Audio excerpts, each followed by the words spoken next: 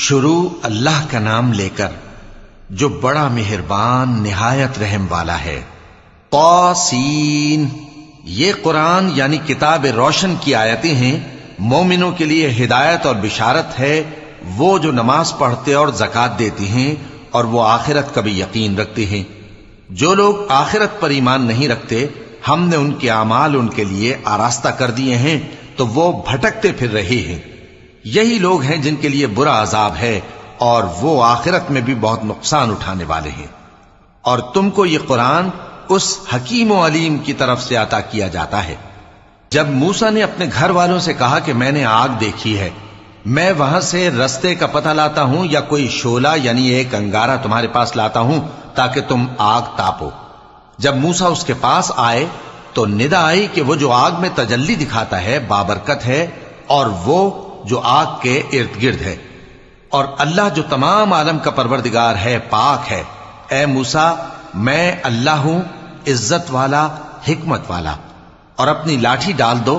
سو جب اسے دیکھا تو اس طرح حرکت کر رہی تھی گویا سانپ ہے، تو پیٹ پھیر کر بھاگے اور پیچھے مڑ کر نہ دیکھا۔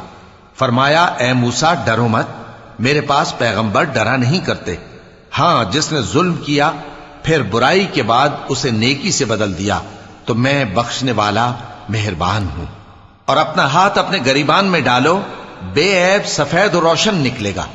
ان دو معجزوں کے ساتھ جو 9 معجزوں میں داخل ہیں فرعون اور اس کی قوم کے پاس جاؤ کہ وہ بدکردار لوگ ہیں۔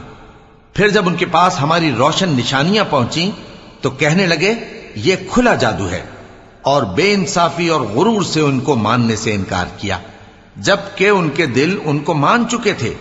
سو دیکھ لو کہ فساد کرنے والوں کا انجام کیسا ہوا۔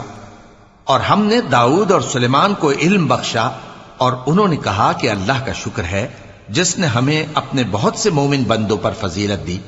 اور سلیمان داؤد کے قائم مقام ہوئے اور کہنے لگے کہ لوگوں، ہمیں اللہ کی طرف سے پرندوں کی بولی سکھائی گئی ہے اور ہر چیز عنایت فرمائی گئی ہے، بے شک یہ اس کا خاص فضل ہے۔ اور سلیمان کے لیے جنوں اور انسانوں اور پرندوں کے لشکر جمع کیے گئے اور پھر ان کی جماعتیں بنائی گئیں، یہاں تک کہ جب چیونٹیوں کے میدان میں پہنچے تو ایک چیونٹی نے کہا کہ چیونٹیوں، اپنے اپنے بلوں میں داخل ہو جاؤ، ایسا نہ ہو کہ سلیمان اور اس کے لشکر تم کو کچل ڈالیں اور ان کو خبر بھی نہ ہو۔ تو وہ اس کی بات سے ہنس پڑے اور کہنے لگے کہ اے پروردگار، مجھے توفیق عنایت کر کہ جو احسان تو نے مجھ پر اور میرے ماں باپ پر کیے ہیں ان کا شکر کروں، اور ایسے نیک کام کروں کہ تو ان سے خوش ہو جائے، اور مجھے اپنی رحمت سے اپنے نیک بندوں میں داخل فرما۔ اور جب انہوں نے پرندوں کا جائزہ لیا تو کہنے لگے کیا سبب ہے مجھے ہدہد نظر نہیں آتا؟ کیا کہیں غائب ہو گیا ہے؟ میں اسے سخت سزا دوں گا یا ذبح کر ڈالوں گا یا میرے سامنے اپنی بے قصوری کی واضح دلیل پیش کرے۔ ابھی تھوڑی دیر ہوئی تھی کہ ہدہد آ موجود ہوا اور کہنے لگا کہ مجھے ایک ایسی چیز معلوم ہوئی ہے جس کی آپ کو خبر نہیں، اور میں آپ کے پاس ملک سبا سے ایک یقینی خبر لے کر آیا ہوں۔ میں نے ایک عورت دیکھی کہ ان لوگوں پر حکومت کرتی ہے اور ہر چیز اسے میسر ہے، اور اس کا ایک شاندار تخت ہے۔ میں نے دیکھا کہ وہ اور اس کی قوم اللہ کو چھوڑ کر آفتاب کو سجدہ کرتے ہیں، اور شیطان نے ان کے اعمال انہیں آراستہ کر دکھائے ہیں اور ان کو رستے سے روک رکھا ہے، پس وہ رستے پر نہیں آتے، اور نہیں سمجھتے ہیں کہ اللہ کو جو آسمانوں اور زمین میں چھپی چیزوں کو ظاہر کر دیتا اور تمہارے پوشیدہ اور ظاہر اعمال کو جانتا ہے، کیوں سجدہ نہ کریں؟ اللہ کے سوا کوئی عبادت کے لائق نہیں، وہی عرش عظیم کا مالک ہے۔ کیونکہ آیت سجدہ تلاوت کی گئی ہے لہذا سامعین پر سجدہ واجب ہے۔ سلیمان نے کہا اچھا، ہم دیکھیں گے تو نے سچ کہا ہے یا تو جھوٹا ہے۔ یہ میرا خط لے جا اور اسے ان کی طرف ڈال دے، پھر ان کے پاس سے ہٹ جانا اور دیکھنا کہ وہ کیا جواب دیتی ہیں۔ ملکہ نے کہا کہ دربار والو، مجھ تک ایک نامہ گرامی پہنچایا گیا ہے، وہ سلیمان کی طرف سے ہے، اور مضمون یہ ہے کہ شروع اللہ کا نام لے کر جو بڑا مہربان نہایت رحم والا ہے، بعد اس کے یہ کہ مجھ سے سرکشی نہ کرو اور مطیع و فرما بردار ہو کر میرے پاس چلے آؤ۔ خط سنا کر کہنے لگی کہ اے اہل دربار، میرے اس معاملے میں مجھے مشورہ دو، جب تک کہ تم حاضر نہ ہو اور صلاح نہ دو میں کسی کام کا فیصلہ نہیں کیا کرتی۔ وہ بولے کہ ہم بڑے زوراور اور سخت جنگجو ہیں اور حکم آپ کے اختیار میں ہے، تو جو حکم دیجیے گا اس کے انجام پر نظر کر لیجیے گا۔ اس نے کہا کہ بادشاہ جب کسی شہر میں داخل ہوتے ہیں تو اس کو تباہ کر دیتے ہیں اور وہاں کے عزت والوں کو ذلیل کر دیا کرتے ہیں، اور اسی طرح یہ بھی کریں گے۔ اور میں ان کی طرف کچھ تحفہ بھیجتی ہوں اور دیکھتی ہوں کہ قاصد کیا جواب لاتے ہیں۔ پس جب قاصد سلیمان کے پاس پہنچا تو سلیمان نے کہا، کیا تم مجھے مال سے مدد دینا چاہتے ہو؟ سو جو کچھ اللہ نے مجھے عطا فرمایا ہے وہ اس سے کہیں بہتر ہے جو تمہیں دیا ہے۔ حقیقت یہ ہے کہ اپنے تحفے سے تم ہی خوش ہوتے ہوگے۔ ان کے پاس واپس جاؤ، اب ہم ان پر ایسے لشکر لے کر حملہ کریں گے جن کے مقابلے کی ان میں طاقت نہ ہوگی، اور ان کو وہاں سے بے عزت کر کے نکال دیں گے اور وہ ذلیل ہوں گے۔ سلیمان نے کہا کہ اے دربار والو، کوئی تم میں ایسا ہے کہ قبل اس کے کہ وہ لوگ فرما بردار ہو کر ہمارے پاس آئیں، ملکہ کا تخت میرے پاس لے آئے؟ جنات میں سے ایک قوی ہیکل جن نے کہا کہ قبل اس کے کہ آپ اپنی جگہ سے اٹھیں میں اس کو آپ کے پاس لا حاضر کرتا ہوں، اور مجھے اس پر قدرت بھی حاصل ہے اور امانت دار بھی ہوں۔ ایک شخص جس کو کتاب الہی کا علم تھا کہنے لگا کہ میں آپ کی آنکھ کے جھپکنے سے پہلے پہلے اسے آپ کے پاس حاضر کیے دیتا ہوں۔ جب سلیمان نے تخت کو اپنے پاس رکھا ہوا دیکھا تو کہا کہ یہ میرے پروردگار کا فضل ہے تاکہ مجھے آزمائے کہ میں شکر کرتا ہوں یا کفران نعمت کرتا ہوں، اور جو شکر کرتا ہے تو اپنے ہی فائدے کے لیے شکر کرتا ہے، اور جو ناشکری کرتا ہے تو میرا پروردگار بے نیاز ہے، کرم کرنے والا ہے۔ سلیمان نے کہا کہ ملکہ کے امتحان عقل کے لیے اس کے تخت کی صورت بدل دو، دیکھیں کہ وہ سوج رکھتی ہے یا ان لوگوں میں سے ہے جو سوج نہیں رکھتے۔ پھر جب وہ آ پہنچی تو پوچھا گیا کہ کیا آپ کا تخت بھی اسی طرح کا ہے؟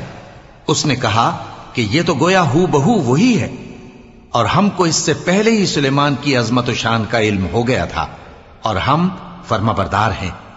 اور وہ جو اللہ کے سوا دوسروں کی پرستش کرتی تھی، سلیمان نے اس کو اس سے منع کیا کہ وہ کافروں میں سے تھی۔ اس کے بعد اس سے کہا گیا کہ محل میں چلیے۔ جب اس نے اس کے فرش کو دیکھا تو اسے پانی کا حوض سمجھا اور کپڑا اٹھا کر اپنی پنڈلیاں کھول دی۔ سلیمان نے کہا، یہ ایسا محل ہے جس کے نیچے بھی شیشے جڑے ہوئے ہیں۔ وہ بول اٹھی کہ پروردگار، میں اپنے آپ پر ظلم کرتی رہی تھی، اور اب میں سلیمان کے ساتھ اللہ رب العالمین پر ایمان لاتی ہوں۔ اور ہم نے سمود کی طرف ان کے بھائی صالح کو بھیجا کہ اللہ کی عبادت کرو، تو وہ دو فریق ہو کر آپس میں جھگڑنے لگے۔ صالح نے کہا کہ اے قوم، تم بھلائی سے پہلے برائی کے لیے کیوں جلدی کرتے ہو، اور اللہ سے بخشش کیوں نہیں مانگتے تاکہ تم پر رحم کیا جائے؟ وہ کہنے لگے کہ تم اور تمہارے ساتھی ہمارے لیے برا شگون ہیں۔ صالح نے کہا کہ تمہاری بدشگونی اللہ کے پاس ہے، بلکہ تم ایسے لوگ ہو جن کی آزمائش کی جاتی ہے۔ اور شہر میں 9 شخص تھے جو ملک میں فساد کیا کرتے تھے اور اصلاح سے کام نہیں لیتے تھے۔ کہنے لگے کہ اللہ کی قسم کھاؤ کہ ہم رات کو اس پر اور اس کے گھر والوں پر شبخون ماریں گے، پھر اس کے وارثوں سے کہہ دیں گے کہ ہم تو اس کے گھر والوں کے موقع ہلاکت پر تھے ہی نہیں، اور ہم سچ کہتی ہیں۔ اور وہ ایک چال چلے، اور ہم نے بھی ایک تدبیر کی، اور ان کو کچھ خبر نہ ہوئی۔ تو دیکھ لو کہ ان کی چال کا انجام کیسا ہوا۔ ہم نے ان کو اور ان کی قوم سب کو ہلاک کر ڈالا۔ اب ان کے یہ گھر ان کے ظلم کے سبب تلپٹ پڑے ہیں۔ جو لوگ علم رکھتے ہیں ان کے لیے اس میں نشانی ہے، اور جو لوگ ایمان لائے اور ڈرتے تھے ان کو ہم نے نجات دی۔ اور لوط کو یاد کرو جب انہوں نے اپنی قوم سے کہا کہ تم بے حیائی کے کام کیوں کرتے ہو جبکہ تم دیکھتے ہو؟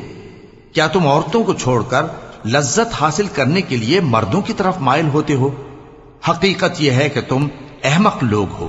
تو ان کی قوم کے لوگ بولے تو یہ بولے، اور اس کے سوا ان کا کچھ جواب نہ تھا کہ لوط کے گھر والوں کو اپنے شہر سے نکال دو، یہ لوگ پاک بننا چاہتے ہیں۔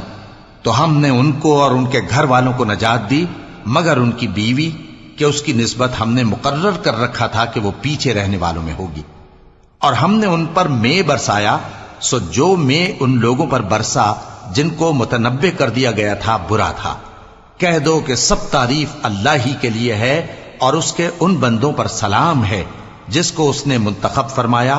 بھلا اللہ بہتر ہے یا وہ جن کو یہ اس کا شریک بناتے ہیں؟ بھلا کس نے آسمانوں اور زمین کو پیدا کیا اور کس نے تمہارے لیے آسمان سے پانی برسایا؟ پھر ہم نے اس سے سرسبز باغ اگائے، تمہارا کام تو نہ تھا کہ تم ان کے درختوں کو اگاتے؟ تو کیا اللہ کے ساتھ کوئی اور بھی معبود ہے؟ ہرگز نہیں، بلکہ یہ لوگ رستے سے الگ ہو رہے ہیں۔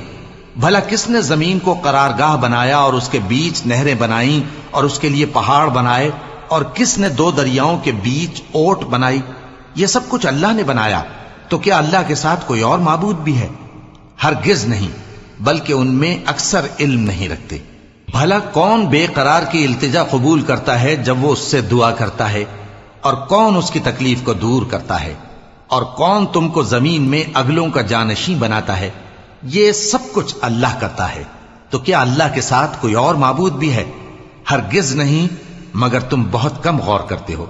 بھلا کون تم کو جنگل اور دریا کے اندھیروں میں رستہ بتاتا، اور کون ہواؤں کو اپنی رحمت کے آگے خوشخبری بنا کر بھیجتا ہے؟ یہ سب کچھ اللہ کرتا ہے، تو کیا اللہ کے ساتھ کوئی اور معبود بھی ہے؟ ہرگز نہیں۔ یہ لوگ جو شرک کرتے ہیں، اللہ کی شان اس سے بلند ہے۔ بھلا کون خلقت کو پہلی بار پیدا کرتا پھر اس کو دوبارہ پیدا کرے گا؟ اور کون تم کو آسمان اور زمین سے رزق دیتا ہے؟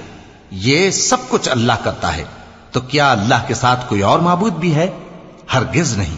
کہہ دو کہ مشرکو، اگر تم سچے ہو تو دلیل پیش کرو۔ کہہ دو کہ جو لوگ آسمانوں اور زمین میں ہیں اللہ کے سوا غیب کی باتیں نہیں جانتے، اور نہ یہ جانتے ہیں کہ کب زندہ کر کے اٹھائے جائیں گے، بلکہ آخرت کے بارے میں ان کا علم ختم ہو چکا ہے، بلکہ یہ اس کی طرف سے شک میں ہیں، بلکہ یہ اس سے اندھے ہو رہے ہیں۔ اور جو لوگ کافر ہیں کہتے ہیں کہ جب ہم اور ہمارے باپ دادا مٹی ہو جائیں گے تو کیا ہم پھر قبروں سے نکالے جائیں گے؟ یہ وعدہ ہم سے اور ہمارے باپ دادا سے پہلے سے ہوتا چلا آیا ہے، کہاں کا اٹھنا اور کیسی قیامت؟ یہ تو صرف پہلے لوگوں کی کہانیاں ہیں۔ کہہ دو کہ ملک میں چلو پھرو، پھر دیکھو کہ گناہگاروں کا انجام کیا ہوا ہے، اور ان کے حال پر غم نہ کرنا، اور نہ ان چالوں سے جو یہ کر رہے ہیں تنگ دل ہونا۔ اور کہتے ہیں کہ اگر تم سچے ہو تو یہ وعدہ کب پورا ہوگا؟ کہہ دو کہ جس عذاب کے لیے تم جلدی کر رہے ہو شاید اس میں سے کچھ تمہارے نزدیک آ پہنچا ہو، اور تمہارا پروردگار تو لوگوں پر فضل کرنے والا ہے، لیکن ان میں سے اکثر شکر نہیں کرتے۔ اور جو باتیں ان کے سینوں میں پوشیدہ ہوتی ہیں اور جو کام وہ ظاہر کرتے ہیں، تمہارا پروردگار ان سب کو جانتا ہے۔ اور آسمانوں اور زمین میں کوئی پوشیدہ چیز نہیں ہے مگر یہ کہ وہ ایک کتاب روشن میں لکھی ہوئی ہے۔ بے شک یہ قرآن بنی اسرائیل کے سامنے اکثر باتیں جن میں وہ اختلاف کرتے ہیں بیان کر دیتا ہے، اور بے شک یہ مومنوں کے لیے ہدایت اور رحمت ہے۔ تمہارا پروردگار قیامت کے روز ان میں اپنے حکم سے فیصلہ کر دے گا، اور وہ غالب ہے، علم والا ہے۔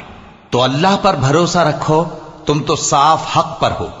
کچھ شک نہیں کہ تم مردوں کو بات نہیں سنا سکتے، اور نہ بہروں کو جبکہ وہ پیٹ پھیر لیں آواز سنا سکتے ہو، اور نہ اندھوں کو گمراہی سے نکال کر رستہ دکھا سکتے ہو۔ تم تو انہی کو سنا سکتے ہو جو ہماری آیتوں پر ایمان لاتے ہیں، پھر وہ فرما بردار ہو جاتے ہیں۔ اور جب ان کے بارے میں عذاب کا وعدہ پورا ہوگا تو ہم ان کے لیے زمین میں سے ایک جانور نکالیں گے جو ان سے باتیں کرے گا۔ یہ ہم اس لیے کریں گے کہ لوگ ہماری آیتوں پر ایمان نہیں لاتے تھے۔ اور جس روز ہم ہر امت میں سے ایک بڑے گروہ کو جمع کریں گے جو ہماری آیتوں کی تکذیب کرتے تھے، پھر ان کی جماعت بندی کی جائے گی، یہاں تک کہ جب سب آ جائیں گے تو اللہ فرمائے گا کہ کیا تم نے میری آیتوں کو جھٹلا دیا تھا، حالانکہ تم نے اپنے علم سے ان کا احاطہ تو کیا ہی نہ تھا؟ بھلا تم کیا کرتے رہتے تھے؟ اور ان کے ظلم کے سبب ان کے حق میں وعدہ عذاب پورا ہو کر رہے گا تو وہ بول بھی نہ سکیں گے۔ کیا انہوں نے نہیں دیکھا کہ ہم نے رات کو اس لیے بنایا ہے کہ اس میں آرام کریں، اور دن کو روشن بنایا ہے کہ اس میں کام کریں؟ بے شک اس میں مومن لوگوں کے لیے نشانیاں ہیں۔ اور جس روز سور پھونکا جائے گا تو جو لوگ آسمانوں میں اور جو زمین میں ہیں سب گھبرا اٹھیں گے مگر وہ جسے اللہ چاہے، اور سب اس کے پاس عاجز ہو کر چلے آئیں گے۔ اور تم پہاڑوں کو دیکھتے ہو تو خیال کرتے ہو کہ مضبوط جمے ہوئے ہیں، مگر وہ اس روز اس طرح اڑتے پھریں گے جیسے بادل۔ یہ اللہ کی کاریگری ہے جس نے ہر چیز کو مضبوط بنایا، بے شک وہ تمہارے سب افعال سے باخبر ہے۔ جو شخص نیکی لے کر آئے گا تو اس کے لیے اس سے بہتر بدلہ تیار ہے، اور ایسے لوگ اس روز گھبراہٹ سے بے خوف ہوں گے، اور جو برائی لے کر آئے گا تو ایسے لوگ اوندھے منہ دوزخ میں ڈال دیے جائیں گے۔ تم کو تو انہی اعمال کا بدلہ ملے گا جو تم کرتے رہے ہو۔ کہہ دو مجھ کو یہی ارشاد ہوا ہے کہ اس شہر مکہ کے مالک کی عبادت کروں جس نے اس کو محترم بنایا ہے، اور ہر چیز اسی کی ہے، اور مجھے یہ بھی حکم ہوا ہے کہ میں فرما بردار رہوں، اور یہ بھی کہ قرآن پڑھا کروں۔ اب جو شخص راہ راست اختیار کرتا ہے تو اپنے ہی فائدے کے لیے اختیار کرتا ہے، اور جو گمراہ رہتا ہے تو کہہ دو کہ میں تو صرف خبردار کرنے والا ہوں۔ اور کہو کہ اللہ کا شکر ہے، وہ تم کو عنقریب اپنی نشانیاں دکھائے گا تو تم ان کو پہچان لو گے، اور جو کام تم کرتے ہو تمہارا پروردگار ان سے بے خبر نہیں ہے۔